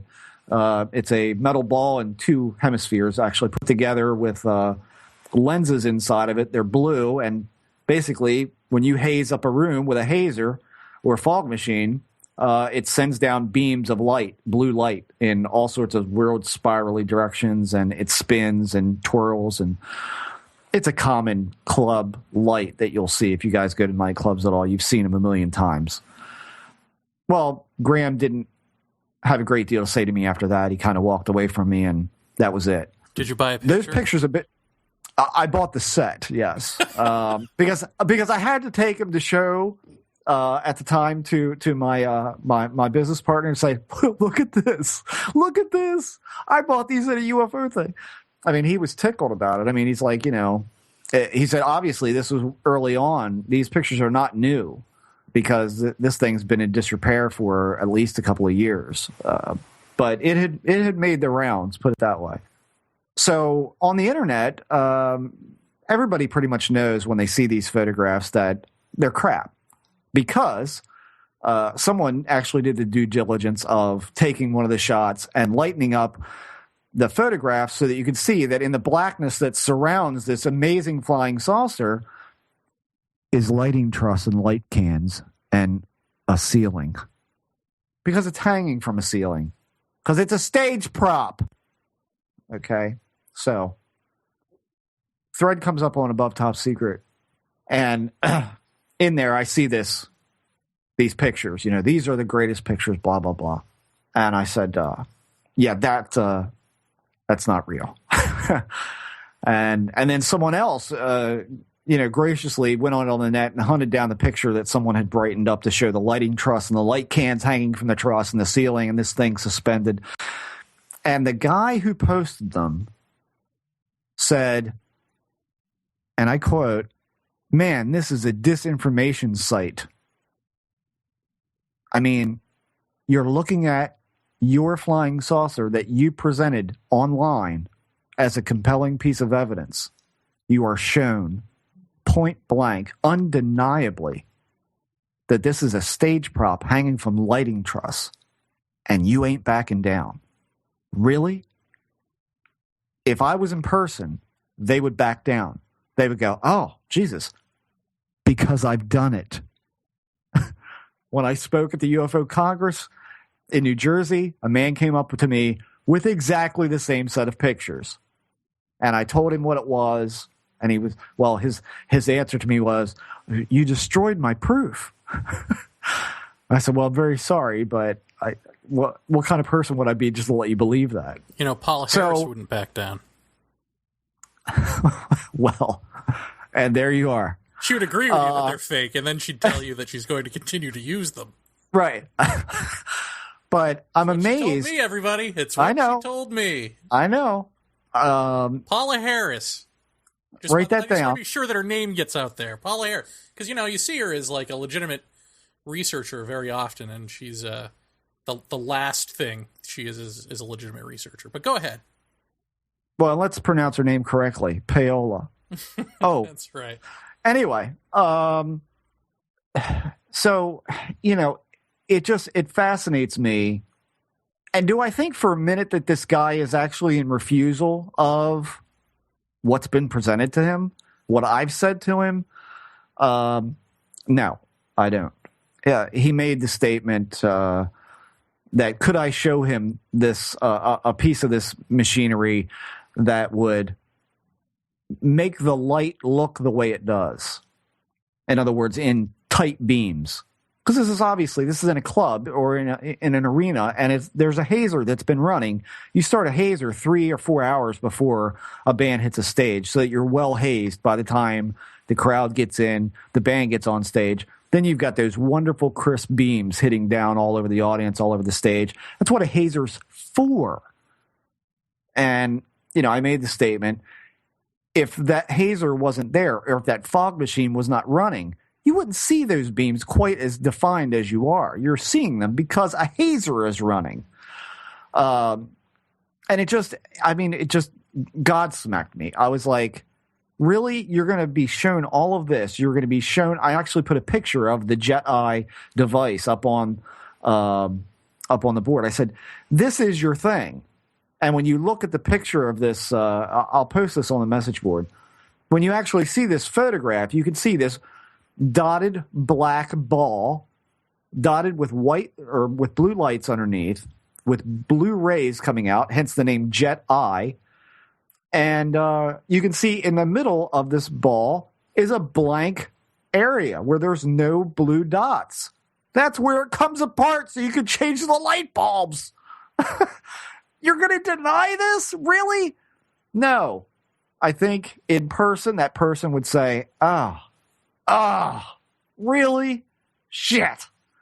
But online, it's a completely different matter. Then it turns into accusations and all of that. It's just, there's a completely different venue of interaction online as opposed to in person. Because in person, like you said, the body language right there is just everything. And you're showing someone evidence right to their face in person seems completely different from the online interaction. I mean, just completely different. And I think someone in the anonymous situation is at that point almost enticed to keep the argument going. Well, there's definitely there's something about being online where even when you're in a conversation, you want to win. I think it brings out some sort of predatory instinct in us where even just the simplest thing, I think because you've got that extra time to think before you type, it's like, how do I win? It's not even what are we talking about anymore. It's just purely how do I win. It's sparring, yeah, absolutely. And I'm not going to say that doesn't happen face-to-face. I mean, we've both encountered that in the paranormal circles face-to-face. We've encountered sparring of sorts. But it tends to definitely not drag on quite as long. Yeah, but you can see that somebody's nuts when they do that in person, Online, it could be anybody. Everybody's nuts online. Yeah. And it's, it's unfortunate that we can't get that we don't have more conventions where we can all get together and talk about this stuff. I mean, if I ever hit the lottery, you guys can bet that I'm buying a tour bus, and Jeremy and I are just going to get in the tour bus and drive all over the United States. Not for any reason, just to do it. Just to do it, yeah, yeah. We're going to not to talk to any of you, just to do it. Yeah, completely unrelated to this.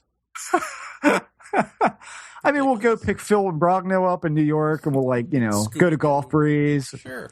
We'll cruise out to San Francisco Bay and pick up Jacques and head over to Skinwalker Ranch or something. I mean, it would just be great to get out and have people just interact rather than it all being online all the time. But yeah, hey Whitley, great guest, eh?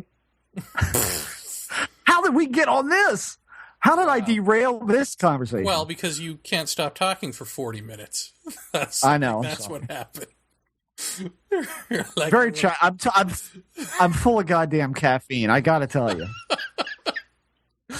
I do want to mention though that weird hallucination thing that happened to me. I want to just explain what happened when Whitley was talking about the face of evolution, blah blah blah.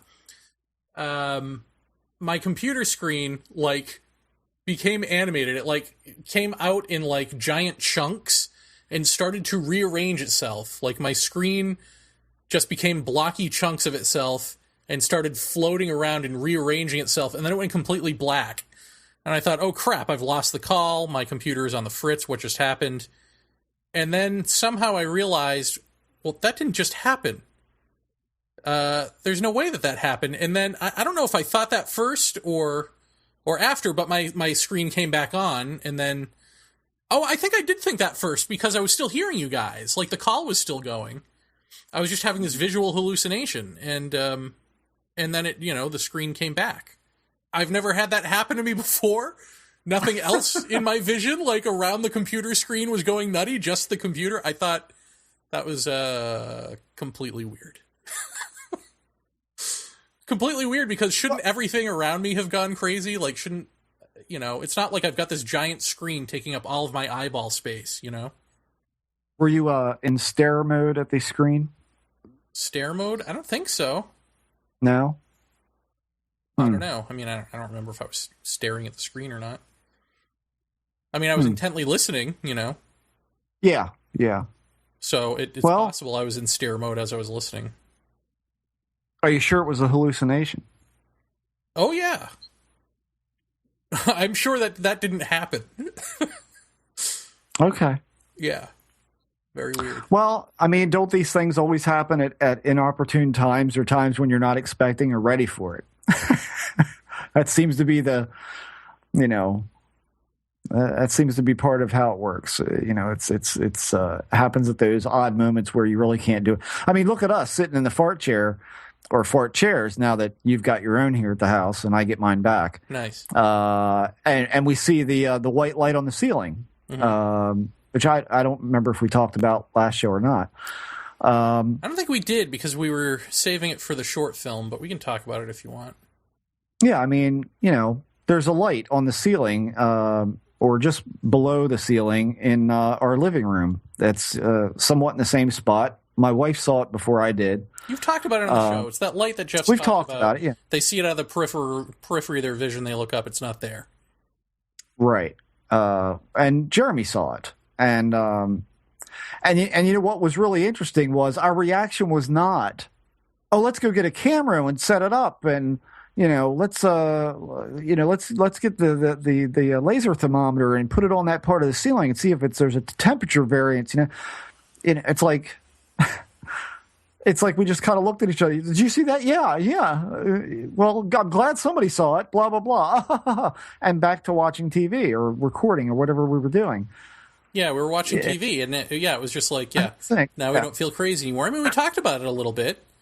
Yeah. But yeah, no, it's funny because when you have something like that happen, well, I mean, you get this all the time, right? Where people say, well, if I were being abducted by aliens, the first thing I do is put a camera in my bedroom, or I do this and that and the other thing. You don't know what you would do, Those are all sort of logical choices that don't apply for some reason. It's like the last thing you think of is step 1, get camera from room. Well, it's just step 2, train it on the ceiling. It just doesn't happen that way. Stop, freeze, everyone! I'm going to need to take a statement from everybody. We have a paranormal event here. I mean, that doesn't happen. Yeah. Well, and it was somebody need written too. Statements. I'll tell you, the thing that was really weird to me about it was how big it was, because I thought by your description that you were talking about a BB-sized light or something. Oh no. But no, this was almost a fist-sized light, and it just seemed to be I've been describing it waving seaweed or something, but maybe it's more like a flame. Maybe it just was sort of flaming at me. But it was just doing that, and it seemed like it was doing it for a while. Like one of those things that must have been happening, and then I saw it. You know what I mean? Like it was happening before I saw it. It wasn't like it just started happening and I looked up. It was like I'm watching TV. I see this thing out of my periphery. I don't look up because I'm just lazy, but I'm watching it out of my periphery, just flaming or waving or whatever. And Yeah, it wiggles. Yeah, and then to where it's like I can no longer ignore it because it's so big, and I look up and it's not there, and I do the sideways glance at Jeff and don't say anything, and Jeff's like, "You saw it too, didn't you?" I was like, yeah, because I was sitting there watching it for a while. Yes, I saw it. Of course, I saw it. And I was like, oh, yeah, all right. Well, I can't wait for that thing to open up and an alien to fall on your floor in 2012 or whatever. Yeah. Yeah, I mean, very strange. And people, have said, well, put a camera on it. It's like, well, I guess you could try, but we know how that what's going to result from that. Well, I'll tell you, I am going to try it. Well, good luck. I know, and you're probably right. You're probably exactly right. It probably won't be. I mean, if you can't look at it straight on with your own eyes, but for milliseconds, what chance does a camera? And would it even register on a camera? Is it purely a sensory type of thing? I don't know. It'd be interesting to put a camera there. I have no idea what the significance of that spot in the room would be. I mean, well, it's kind of hard to ignore. It's right over your chair in your eyesight to your TV. Yeah. I'll tell you what's interesting about it. The thing that we were talking about was whether or not it's responding to thought. And my response to that, and I'll throw that out there for the public to mull over, is that if the research showing that we actually think just prior to consciously thinking that we think is true, that is like a millisecond before we actually consciously think something, we're actually thinking it. Right. Then could this thing be responding to that millisecond beforehand? Is that because it's so instantaneous, Oh yeah. that it just disappears, because it's not like you look up, it's gone, you look down, it's there. It's like you look up, it's gone, it's gone. So if it is responding to thought, then is it responding to unconscious thought? I think that's a large possibility. I think that's a clue. It's an interesting thought. I mean, what gets me is that Lisa and I, when we see it now, have started jotting down, like, what were we doing? What were we talking about? Where were we looking? And as of yet, there's not really a pattern of what we're talking about, if we're talking at all. What we're thinking about, nothing.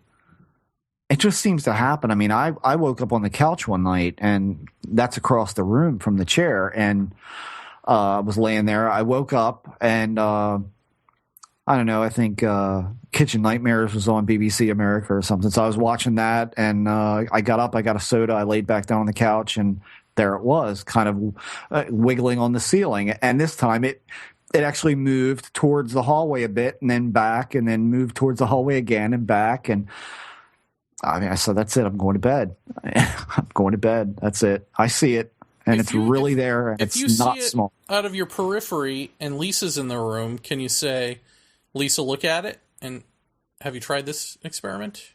No. Well, I know for a fact that the very first time that she saw it, she was sitting in my chair, and I mean, she was looking dead forward at the wall. And she says, "Are you seeing this light on the ceiling?" And I said, "No." And to which she got very pale.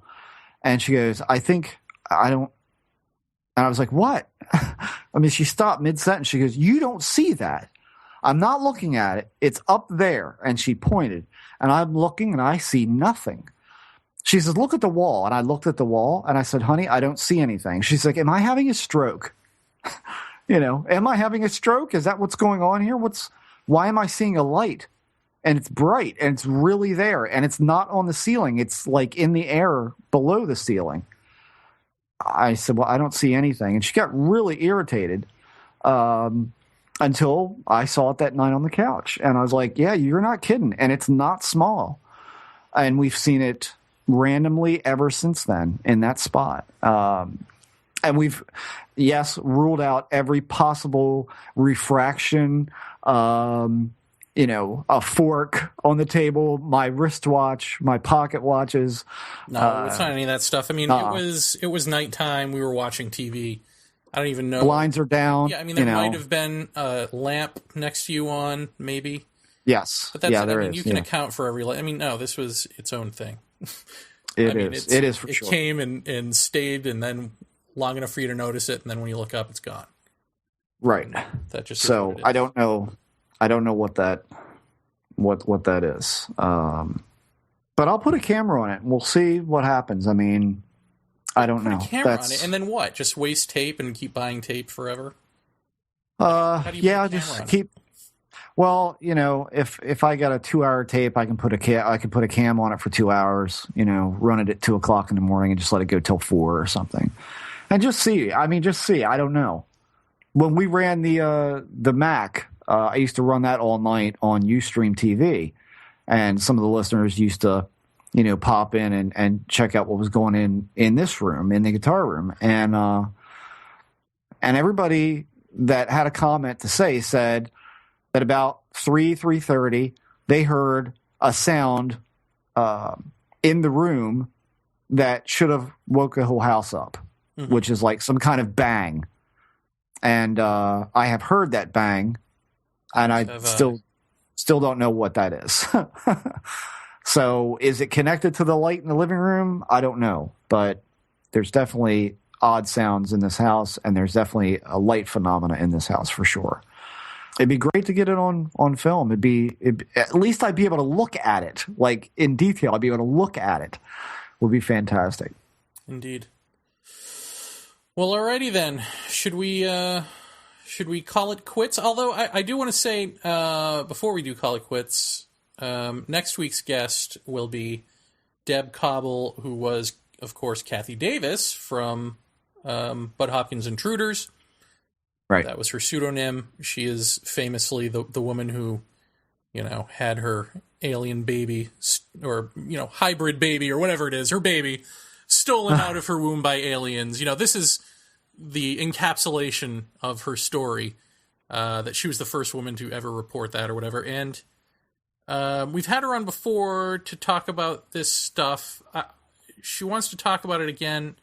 She's really upset because a reporter did a story on her, put that in there, put her, where she works, her work address, what she does for a living, all this stuff in this article. And this was not just some mainstream reporter. This was a reporter from like a paranormal outfit. I'm not sure which organization. But she'll tell us all about it. But in any event, part of her really just anger over all of this is that she doesn't necessarily believe that alien baby stuff is true. That was all Bud Hopkins' theory. And I think so I guess what I'm saying is I feel like it's a weird thing. On the one hand, we've got this hypnosis thing that you and I are sort of tearing apart slowly but surely. And this feels like a part of it. It feels like, okay, we have exposed David Jacobs. We just had Whitley Strieber on to further expose how hypnosis is bad for this field, and now here comes the poster child for this stuff to come on and tell us that stuff isn't true. So, yeah. I mean, it does seem like a build toward the inevitability of, okay, it's not just David Jacobs. We can't scapegoat him. We have to do away with hypnosis. It's like, yes, people have been talking about this for years, but now it's finally, I think, culminating in this inevitability where you just can't ignore it anymore. It's got to go. So that's on the one hand, deconstructing the abduction myth, which I think next week's episode will further do. But on the other, I don't even want to talk about this person's experiences because they're private, but a trustable source, let's say, came to me. I went to this person, actually, to try to get him on the show, and they don't want to come on the show, but told me their story, and basically, this person who doesn't know Jeff had their experiences change to where hooded people wearing some sort of, dark cloak are coming and having sort of conversational encounters, not so much a two-way street conversation, but just like, I'm here to explain some things to you, as opposed to sit here and pay attention to this, which was previously what this person's experiences were. So we've got Susan Kornacki, right, who had that happen to her, if we'll recall. We have Jeff having that happen to him. We have this person happening to this person. Is this a new trend? Are we seeing two new trends? Are we seeing a trend away from the abduction myth and then within the phenomena on the human side? On the human side, are we deconstructing the myths we've built? And on the phenomena side, are we seeing a new wrinkle in the phenomena presenting itself? Isn't that interesting? Yeah, it is. And I guess we should say that I did, after we stopped recording, excuse me, I did ask Whitley, and I related to him about the man in the black shroud. And he gave me some stuff to think about because I explained to him a lot more than what I have on the show about all of that. But he seemed to think that this was a dead man. and I think almost in the first conversation that Jeremy and I had when I told him about this, I said I didn't think he was necessarily alive.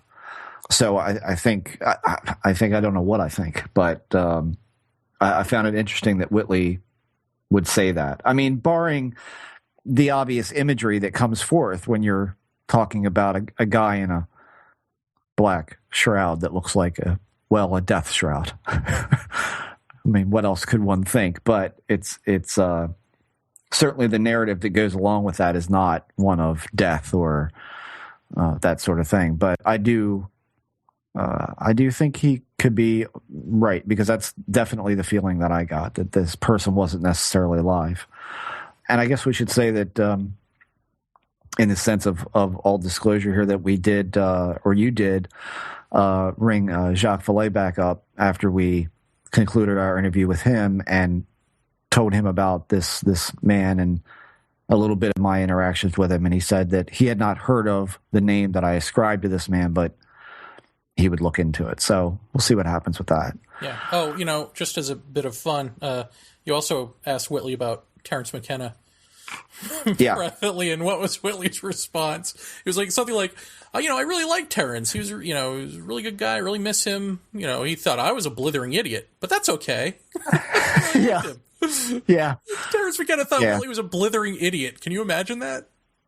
I don't know if that's true or not, because the one conference that I know Whitley must have been there for, that Terence, at some point, again, just like with Jacques, I think Whitley and Terence must have shared a stage somewhere, because he definitely mentions Whitley a couple of times in the discussion. And he said, I mean, again, I think I said to Whitley on the phone, I said, I heard him say, you don't want Whitley Strieber to walk through the purple door and never be seen again. You want to walk through the purple door and never be seen again. So I don't know. I mean, I don't know. I mean, it's like the two people you would most like to hear the conversation. You'd love to have been a fly on the wall between a conversation of Whitley Strieber and Terence McKenna, or Terence McKenna and Jacques Vallée. And we'll never know those conversations, what they might have been or could have been. But it certainly is. I lament the passing of the great bard McKenna every day. I really do. God damn it. I mean, I'd have him on this show in no less than a nanosecond. But we will be having, or we're trying to organize this sort of roundtable DMT thing that we'd like to have Mr. Dennis McKenna, Dr. Dennis McKenna, back for. So look for that to be coming up. I don't know, in the future. We're trying to get, that's going to be a really tricky one to set up, but we're working on it. Indeed. And Lee will be joining us next week as well, right? That's correct. Lee Townsend will be coming. Old partner. Yeah. And we'll probably spend a good portion of time with you and I both talking to him about his further stuff that we didn't get to on his introductory show. Cool. Well, maybe if it's a super long show, we'll make it a two-parter or do a special thing for subscribers. Yeah, neat. Sounds good. All right, my friend. Take care, everyone. Until next time, gobble, gobble. Happy Thanksgiving. Yeah, hey, have a happy Thanksgiving. Yeah, there you are. Does anyone celebrate that? Or do we just eat a lot of turkey? I eat a lot of turkey. Very nice. And cranberries. Good night. And good luck.